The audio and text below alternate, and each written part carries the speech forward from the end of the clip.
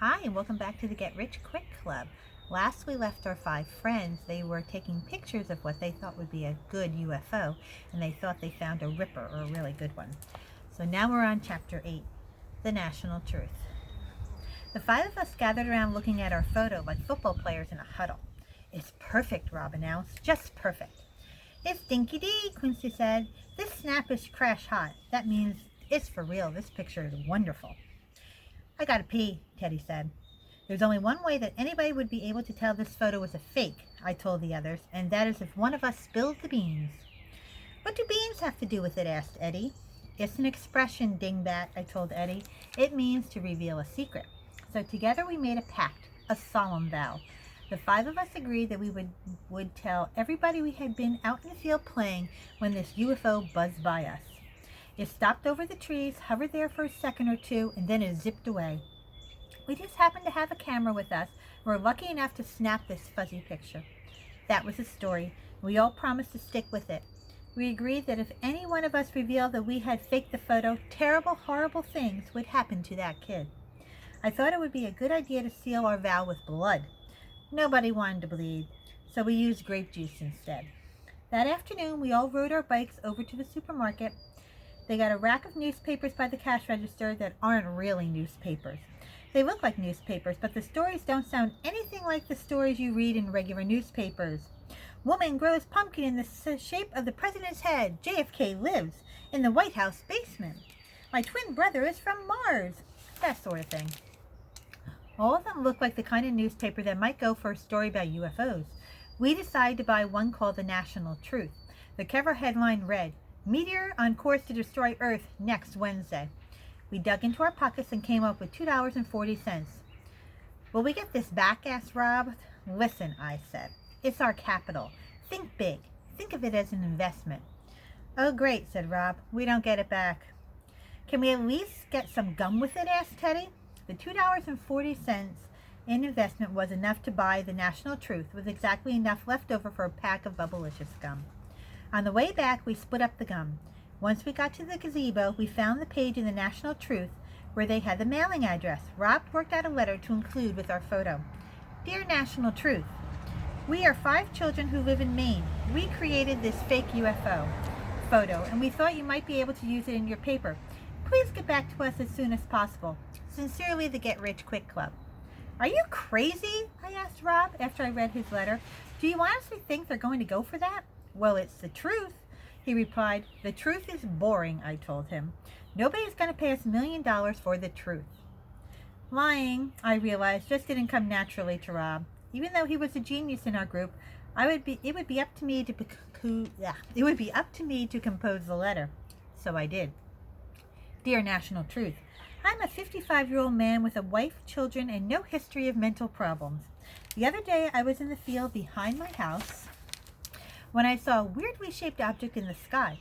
I happened to have my camera with me and snapped the enclosed photo. I thought you might like to use it in The National Truth. The price for this photo is $1 million. I would appreciate it if you would pay in cash. Please get back to me as soon as possible. Sincerely, Herb Dunn." "Who's Herb Dunn?" Eddie asked. "How should I know?" I replied. "I made him up." Carefully, we slipped the letter and the photo into an envelope. Quincy put the address of The National Truth on the outside and enough stamps to send 2 ounces. She even weighed it on a little scale she found in her father's study. She wrote, "UFO photos, do not bend," on the envelope too. We sealed it up and walked it over to the mailbox at the end of the block. All 5 of us crossed our fingers for good luck as we dropped it into the slot. "All we can do now," I said, "is wait." So we waited, and waited, and waited some more. It seemed like it took forever. While we were waiting to hear from The National Truth, I worked up a profit and loss statement and presented it to the rest of the company at our next meeting. "It doesn't look like we're doing very well, does it?" Rob noted. "Every company takes a while to turn a profit," I said. "We just have to be patient." And she did her profit and loss statement, which said, "Expenses, film, payback Quincy, $10.95. National Truth, $1.75. Bubblicious gum, 65 cents. Postage, payback Quincy's dad, 60 cents, for a grand total of $13.95. Their income, none, so their net loss, or how much they spent, was $13.95.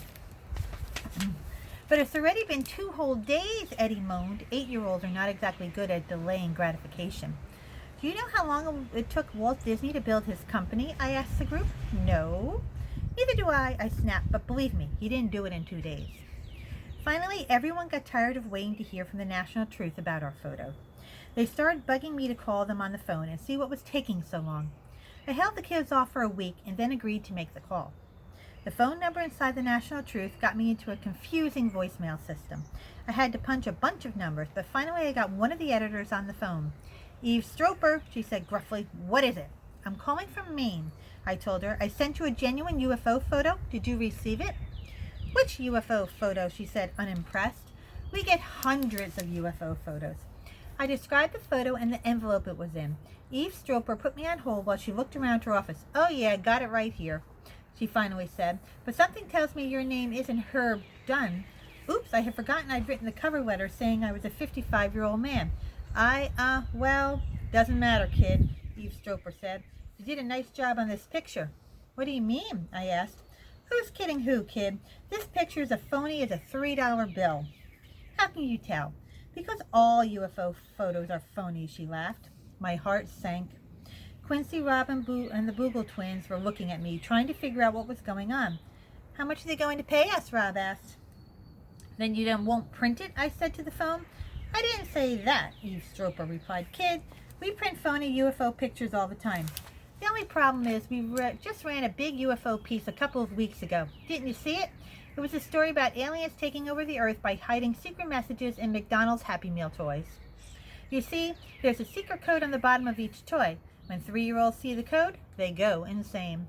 But 3-year-olds can't even read yet, I told her. Who cares? Eve Stroper said. It was our best-selling issue since the one with exclusive photos of Laura Bush sneezing. That was news? I asked, amazed. She had never been photographed in a mild sneeze before, she replied.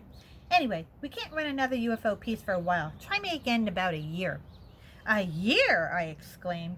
That's like forever. Sorry, kid, Eve Stroper said. If we ran UFO photos every week, then they'd have no shock value. We'd lose our credibility. Readers would start to believe the pictures were faked.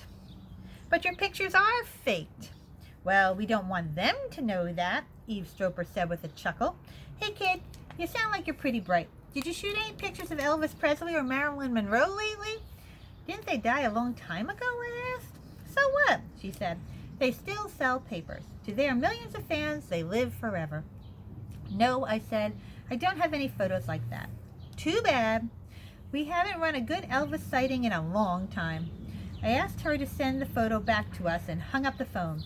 The National Truth was not going to pay us a dime, much less $1 million. So, do you think they're going to abandon this UFO photo idea? We'll see in the next chapter. Have a good day.